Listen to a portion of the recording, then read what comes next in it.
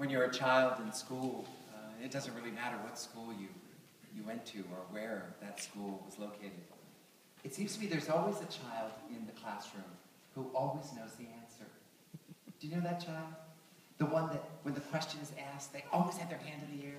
They always know the answer. I hate that child. And I remember thinking vividly to myself, as a little boy, how do they always know? How does that kid always know the answer? There are some people in life that just seem to know what's going to be on the test, how to succeed, what's important in life. That, to me, it would appear to have been the story of Jack Rempe. While so many of us become distracted by a multitude of different temptations, he seemed to know what was really important. And what was really important was his family. At one point, when I met with his family and we talked about what was the most important thing about him, what was the most important thing to be said about him, each and every one of them, as we went around the circle, said, family, family, family, family. Someone said his family was his diamond. It was his greatest accomplishment.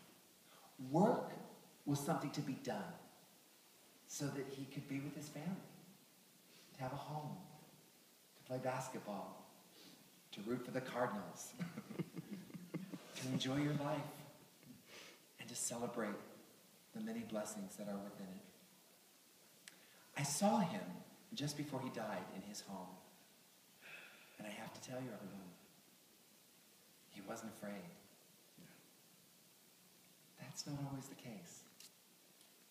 Oftentimes when you go to the bed of someone who's dying, they're full of regrets and fears and sweating and panic because they're not at peace with their family or with their God or with their life. But not Jack. He was ready. And he was ready because there was nothing left to say. It was all done. To me, he is a living example of someone who understands the value of what's really important. And in the end, everyone, the money comes and goes. The politics rise and fall.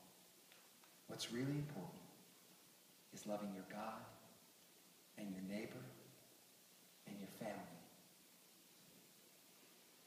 There's really nothing else. And if you get to that place in your life, then when your life comes to an end, you've got nothing to be afraid of. Amen? Amen. Leslie.